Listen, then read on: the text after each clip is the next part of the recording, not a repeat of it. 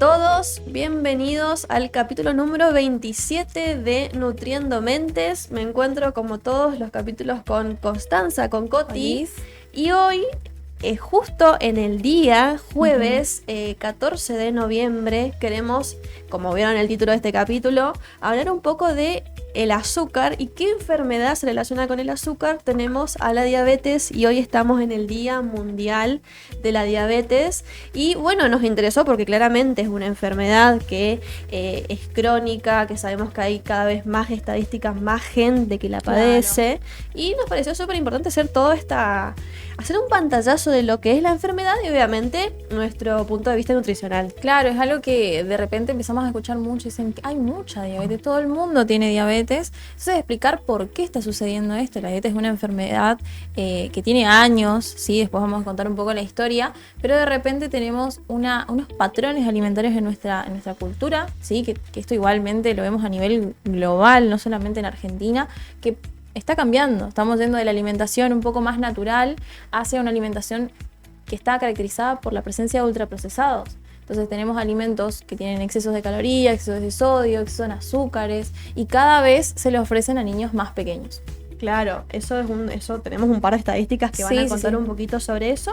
Pero primero explicarles qué es la diabetes. Seguro que tienen algún conocido, algún familiar que tiene esta enfermedad. Y bueno, explicar principalmente que es una enfermedad crónica, multifactorial, que aparece cuando en el páncreas, es un órgano que tenemos en nuestro organismo, en nuestro sistema digestivo, que no produce esta hormona que se denomina insulina, ¿sí? Y que hace que lo que nosotros conocemos o se dice vulgarmente glucosa o azúcar en sangre, no la puede controlar. Entonces, ¿qué pasa con este azúcar? Se eleva, ¿sí? Como no se libera la insulina, siempre decimos que la insulina es como una llavecita que va a abrir la célula para que entre la glucosa y que todas las células de nuestro organismo reciban esta energía, ¿sí? Porque sabemos que no se queden en el torrente sanguíneo. Toda la glucosa que nosotros absorbemos a través de la alimentación tienen que ir a distintos órganos, a los músculos, al hígado, para justamente cumplir esta función de vivir. Esto que dice Valen de la deficiencia de la producción de insulina suele ocurrir en la diabetes tipo 1 principalmente, o en la diabetes tipo 2 que ya evolucionó por malos hábitos o no llevar un tratamiento adecuado. La diabetes tipo 2 lo que tiene es una insulinoresistencia, es conocido de esa manera, que justamente es un paciente que suele estar con una inflamación crónica, que de repente tiene insulina, el páncreas produce, de hecho produce de más porque está exigido, pero no tiene función, porque las células no lo reconocen, no tienen superficie de acción. Entonces tenemos pacientes que funciona todo bien, pero no puede actuar la insulina y produce esto que dice Valen, la hiperglucemia. Exactamente, y algo importante de esto es que es una enfermedad silenciosa, es decir, nosotros no nos vamos a dar cuenta físicamente, si se quiere. Claro, no es como, no sé, algo viral. Claro, o una gripe. que te das cuenta que tenés síntomas más visibles. La diabetes tiene síntomas como, vamos a decir, como que ignoramos, porque por ejemplo tenemos síntomas como, se conoce como polidipsia, que es cuando tenemos mucha sed, polifagia, cuando queremos comer de más o un apetito excesivo. Claro, y poliuria, que es cuando orinamos mucho, que son cosas que capaz que vos no te das cuenta. Y también algo que sucede mucho ya cuando la enfermedad está avanzada es cuando tenés como una cierta ceguera o te cuesta distinguir algunos elementos, o no ves de lejos o no ves de cerca, que son síntomas muy claves que no... Claro, esa visión borrosa conocida también. Hay una pérdida de la sensibilidad de las extremidades, pero ya cuando aparecen estos síntomas es porque la enfermedad está avanzando lo suficiente como para dañar los órganos, ¿sí? Claro. Fue una hiperglucemia que se alargó en el tiempo, ¿sí? Son meses, años incluso, en donde el paciente no se diagnosticó porque no se hace controles anuales, por ejemplo, porque con un control de laboratorio básico ya tendríamos que despertar sospechas de una posible diabetes. Claro, es así. Y contarles que se celebra o se conmemora esta diabetes desde 1991, que fue esta fecha creada por la Organización Mundial de la Salud y la Federación Internacional de Diabetes, porque el 14 de noviembre es el aniversario del nacimiento Sir Frederick Banting, quien fue el que descubrió la insulina junto con Charles Babbage en 1922. Sí, ellos descubrieron la insulina a partir del páncreas de un perro, ¿sí? Esa fue la primera insulina que fue aplicada para el tratamiento de diabetes. Estos fueron los primeros avances en la tecnología para esta enfermedad que existía en ese tiempo, o sea, imagínense, en 1922, pero que no había un tratamiento aún. Claro, pero imagínate, 1922 para mí es súper nuevo todavía, porque... Es súper nuevo, sí. Y recién en el 91 se estableció el día, y justamente no es que se establece por una cuestión al azar, sino porque era preocupante la cantidad de diagnósticos nuevos. Exactamente, sí. Que sigue en aumento lastimosamente. Bueno, este aumento podemos tener acá este dato estadístico que dice que desde 1980 el número de personas con diabetes en el mundo casi se ha cuadruplicado y se estima que 425 millones de adultos padecían diabetes en el 2017 frente a los 108 millones que había en 1980. O sea, es una cifra elevadísima. De hecho, en Argentina se estima que 4 de cada 10 adultos no está diagnosticado con diabetes por esta cualidad de que es muy silencioso. Entonces tenemos casi el 50% que está viviendo con una diabetes silenciosa, generando daño en su organismo, pero por esta cuestión de no generar controles médicos anuales. ¿Y tenés más datos estadísticos? Tengo que en 2014 el 8,5% de mayores de 18 años padecían diabetes. En 2019 esta afección fue la causa directa de 1,5 millones de defunciones. Y de todos los fallecidos por diabetes, el 48% tenía menos de 70 años.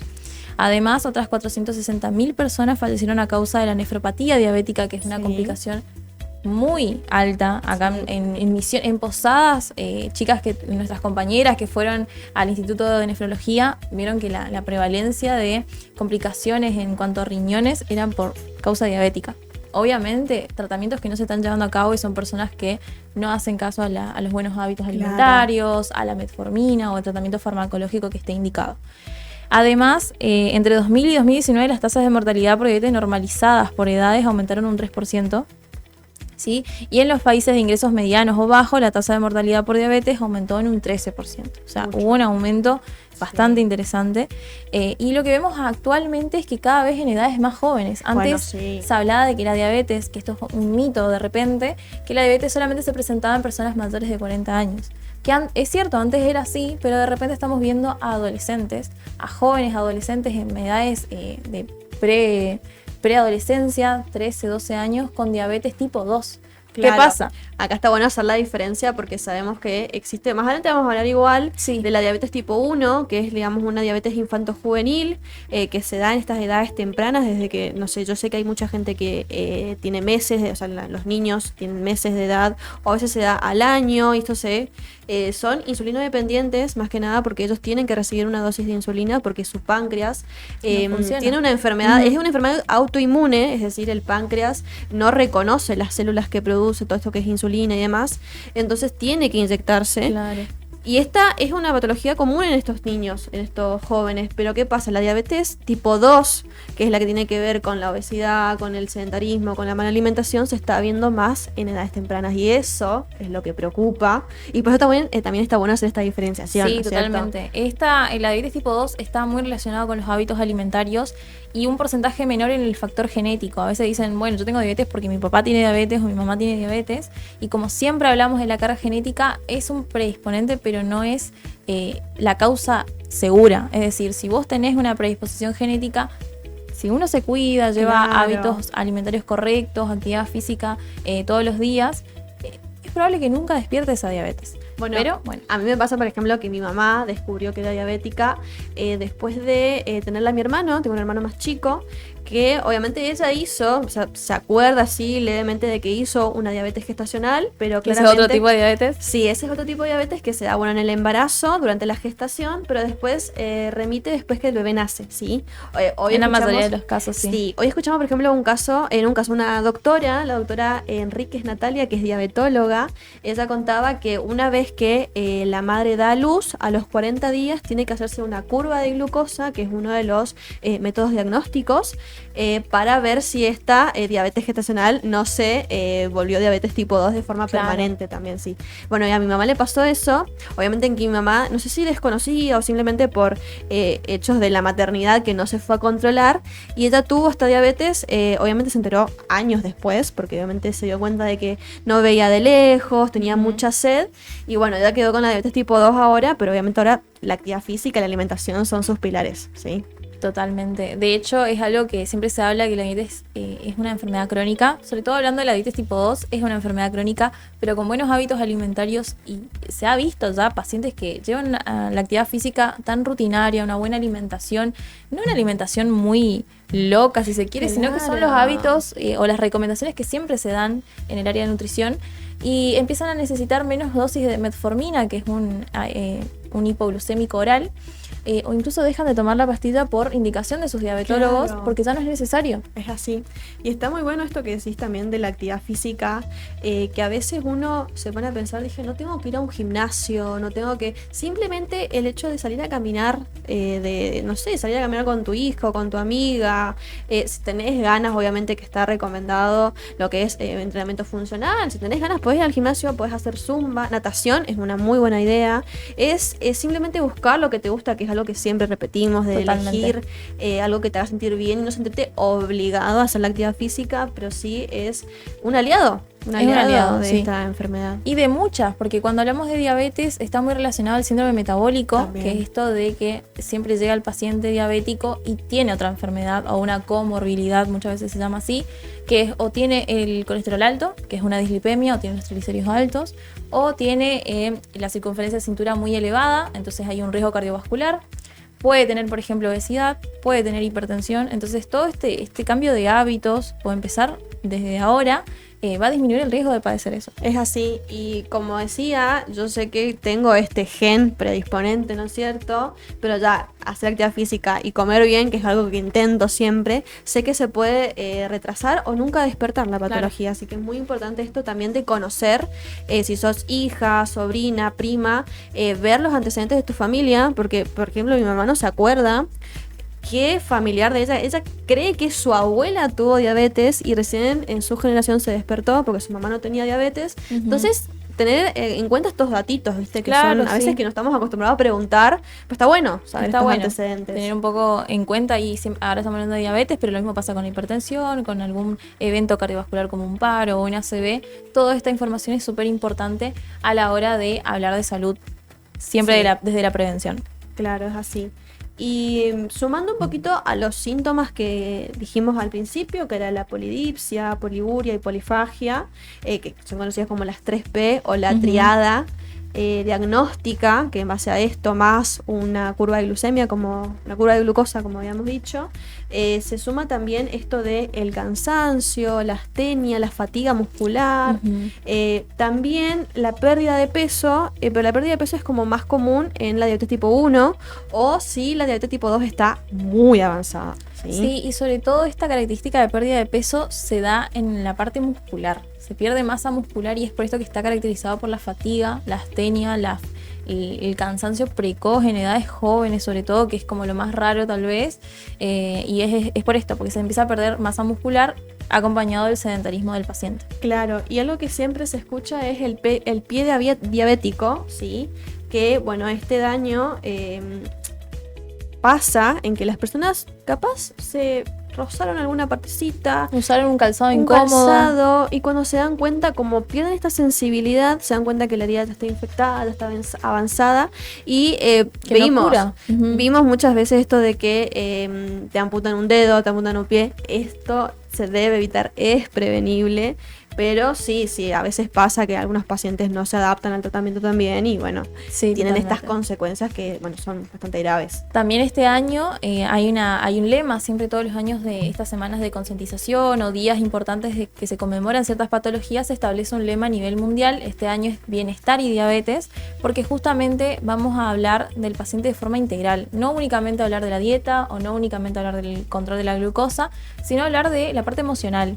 Ese paciente que de repente tiene un cambio en su vida completamente, un giro de 180 grados porque tiene un diagnóstico, tiene que cambiar sus hábitos de vida, tiene que acostumbrarse en su casa, en su trabajo, en su escuela. ¿Y por qué pasa tanto que los pacientes dejan los tratamientos? El famoso se dejan estar, o de repente también hablábamos de la nefropatía diabética, pero también tenemos la ceguera diabética, que hay una incidencia muy alta en nuestros centros de ciegos acá en Posadas. ¿Y por qué sucede? Hay que hablar un poco de la parte emocional también, me parece que hay que hacer foco en las terapias cognitivos-conductual.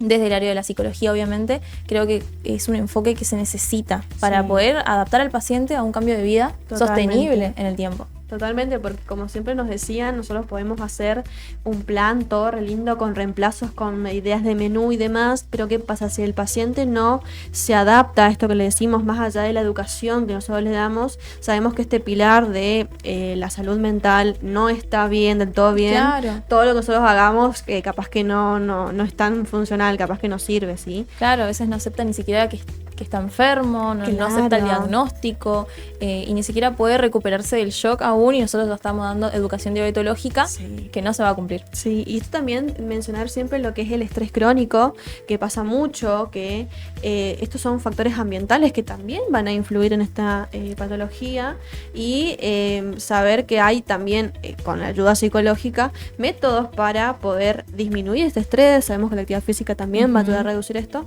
Entonces acá se suma otra vez este pilar y este conjunto multidisciplinario que siempre está bueno mencionarlo. De hecho, es re importante el control del estrés en la diabetes, sobre todo la diabetes tipo 2, porque el factor que despierta, si se quiere, la patología y la sintomatología son situaciones de estrés. Es así. Que puede suceder en cualquier momento de la vida, pero si no tenemos herramientas para subsanar esa situación que nos genera un cambio de emociones, puede despertar una patología. Es así. Y bueno, no sé si tenés, por ejemplo, tenemos recomendaciones para retrasar o prevenir eficazmente la aparición de la diabetes tipo 2. Más que nada, cambio de hábitos. Es así. Siempre tener en cuenta la ayuda de un nutricionista, de un médico, para ayudar a controlar el peso. Siempre se trata que tenga un peso saludable para la edad.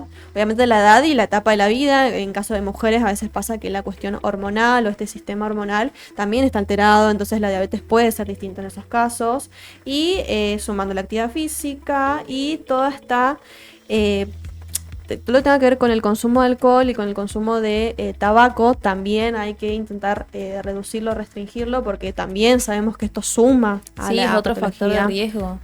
Y además de todo esto, tener en cuenta en cuanto a lo alimentario, si se quiere, es necesario ir al nutricionista. En estos casos, como las patologías diabéticas, no sirve mucho las recomendaciones generales, porque sí o sí este cambio de hábito tiene que ser tan rotundo que se necesita la personalización del plan. Se necesita saber los hábitos del paciente, los horarios, a qué alimento tiene acceso, cuáles son sus tiempos de comida o de cocción de alimentos. Es fundamental, así que sí.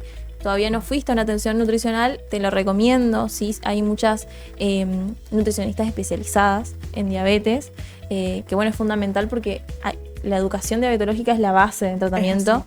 El paciente tiene que aprender de nutrición para poder entender y llevar a cabo, porque si no no es sostenible en el tiempo. No.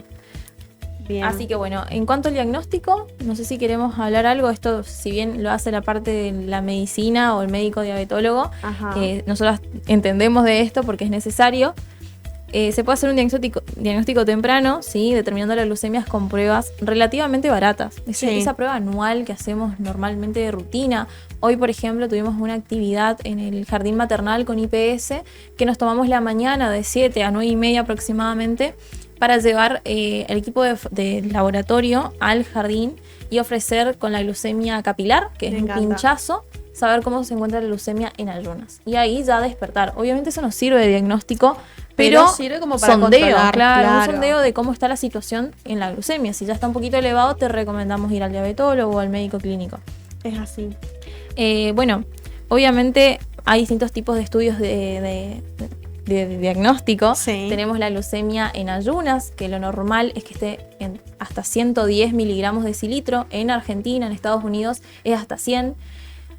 Lo normal sería pensar que ya 100 es muy elevado, así que debería ser menor a 70. ¿Sí? Está muy bueno ese parámetro, siempre está bueno recordarlo, tanto para el que no es diabético como para aquel diabético también sepa este control, porque como vos decís, esto que fueron a hacer en el jardín es uno de los métodos de automonitoreo, si se quiere, para aquellas personas que ya sea tengan diabetes tipo 1, que es primordial que lo hagan, como aquellas que tienen diabetes tipo 2, que es más o menos sepan cómo está su glucosa después de comer, para saber si hay algunos pacientes que sé que toman 2 pastillas por día, algunos que toman 1 después del almuerzo, después de la cena, para controlar también estos picos también pasa que en un diabético puede tener hipoglucemia si no se controla correctamente. Eso, porque también. La hipoglucemia despierta síntomas muy preocupantes en el paciente, empieza a marearse, a generar náuseas, vómitos, frío si se quiere, o sea, es una sintomatología muy molesta y es muy frecuente en los diabéticos que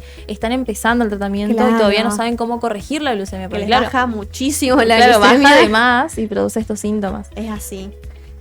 Bueno, por otro lado también hablar de los carbohidratos, que suele ser como lo prohibido o lo que teme el paciente diabético. Muchas veces sucede que el médico diabetólogo no suele referir al paciente a una nutricionista o a un nutricionista y lo único que le dice es no puedes comer pan, no puedes comer fideos, no puedes comer arroz, y empieza a cortar un montón de alimentos que eran el hábito normal de la persona. Y encima nunca le dicen qué puede comer. Claro, por eso le dicen que no a todo.